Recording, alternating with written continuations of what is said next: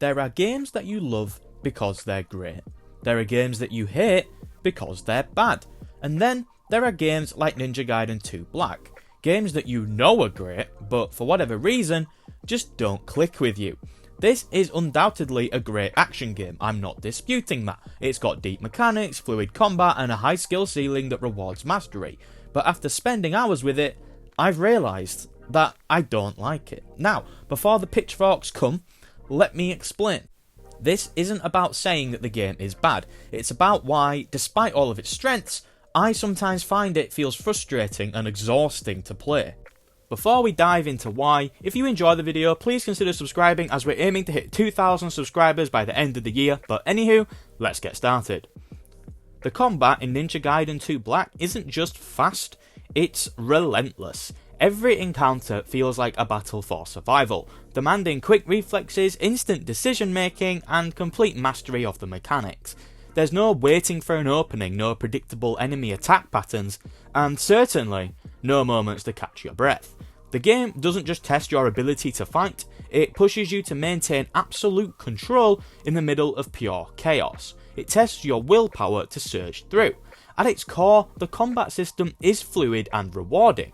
Ryu moves with incredible speed and every attack feels sharp, precise and deadly. There's a natural rhythm to fighting, where dodging, countering and attacking all blend into one seamless motion.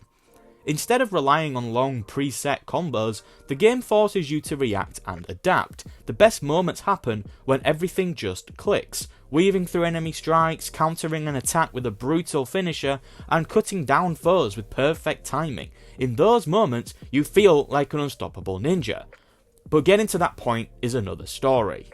The enemy AI in Ninja Gaiden 2 Black is aggressive in a way that most action games wouldn't dare to attempt. Enemies don't wait their turn to attack, they just surround you, pressure you, and strike from every possible conceivable angle. If you get too comfortable with one strategy, they will punish you. If you rely on blocking, they'll just grab you. If you get predictable with dodges, they'll just track your movement. If you hesitate for a second, you are done. This constant pressure forces you to stay on the move, using every tool available to survive. And thankfully, the game gives you plenty of weapons to choose from. As you can tell from the footage, I mostly used the staff, as that's what I felt most comfortable using. The staff excels at crowd control, sweeping through multiple enemies with wide, fluid attacks, but each weapon isn't just a different way to attack, it's a completely different way to play, forcing you to think about range, speed, and how best to handle the enemies in front of you. How much the different weapons change and modify how the game is played is something that I do think is quite admirable. It's all about choosing how you want to handle the enemies, but this somewhat links into my biggest problem with the combat, because often it feels like the game doesn't want you to handle the enemies. It wants you to be completely overwhelmed by them. Bear in mind, to my knowledge, this version of the game actually has fewer enemies than the original game did. That must have been absolute chaos. Fights don't always feel like structured encounters where skill determines the outcome. Instead, to me, they often turn into a desperate struggle to survive. The sheer audacity of the bloated health bars surging towards you in unison. These enemies simply have too much health. It doesn't end up being a test of whether you're good enough to win the fight. It feels like a test of whether you're patient enough to continue hacking down a foe that you should have killed twice already. You'll be locked into combat with one group, then another wave suddenly jumps in, completely throwing off your rhythm and forcing you to juggle multiple different threats at once. Some fights don't just challenge you, they exhaust you, making every battle feel like an endurance test rather than a test of skill. And look, I know you're probably going to come into the comments and be like, well, that's a skill issue, you just suck. And whilst that may be true, I didn't actually die much in this game. I only died to bosses. Regular enemies never killed me. I just felt like the whole time, the constant barrage, it was really exhausting to me. And then there's the projectile spam.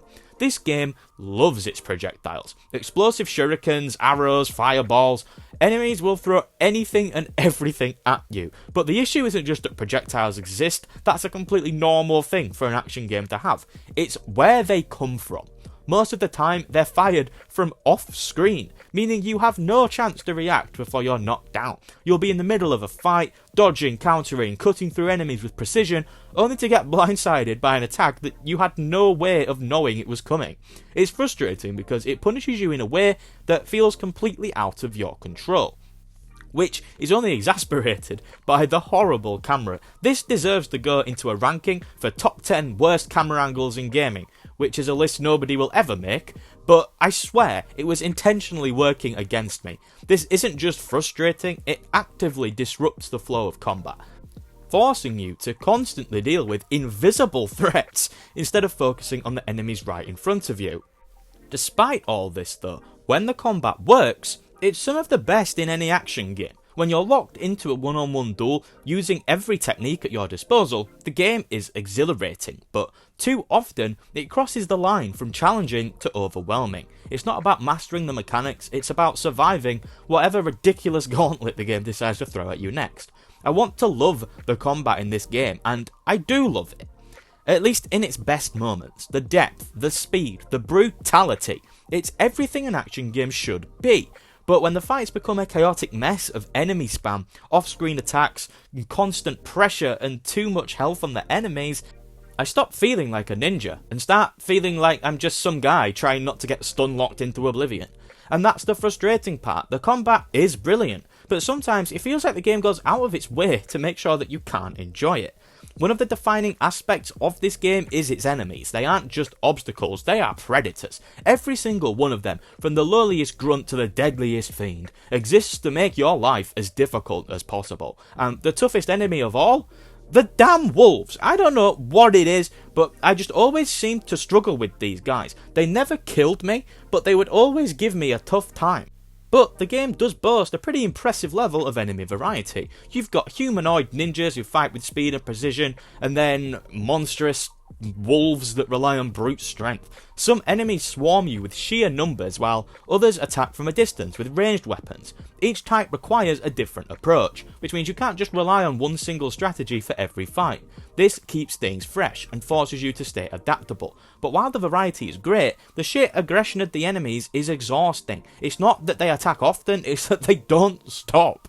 Even when you successfully land a hit or two, many enemies recover so quickly that they're already mid-swing before you've even finished your own animation. Some enemies even counter-attack after you've dismembered a limb, lunging at you in desperation. This unpredictability does keep you on edge, but sometimes, to me, it crossed the line from exciting to frustrating.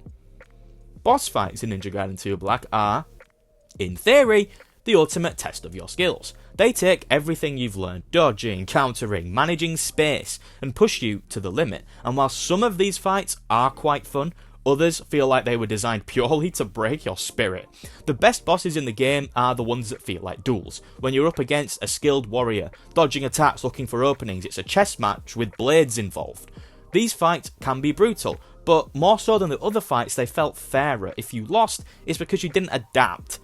Then there are bosses that feel less like fights and more like endurance tests. Some of the larger enemies don't follow the same rules that the rest of the enemies in the game do. Instead, they rely on erratic movements, weird hitboxes, and attacks that seem to come out of nowhere. It's not always about skill, it's about endurance. How long can you last before the boss inevitably lands a ridiculous, unavoidable attack and takes out half your health bar?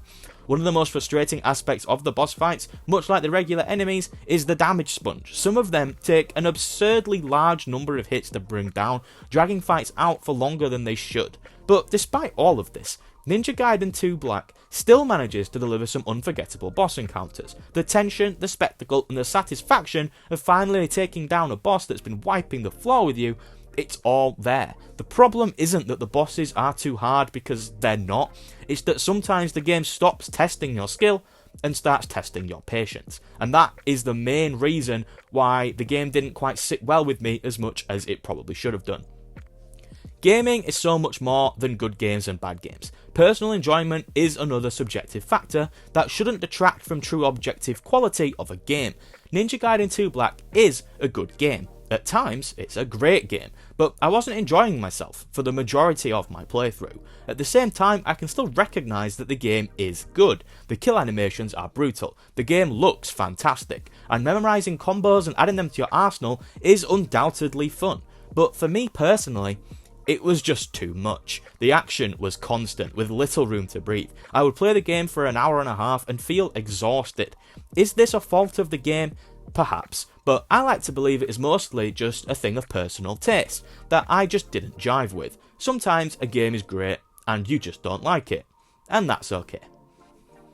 Thank you for making it to the end of the video. I hope you enjoyed it more than I enjoyed Ninja Gaiden 2 Black, but for now that is all. Remember, we're trying to hit 2,000 subscribers this year, so please subscribe if you like the video. If you like the video, also like. I upload at least one video a week. Thank you for letting me entertain you for the past 10 minutes, and for now, I will see you in the next one. Have a nice day, and goodbye.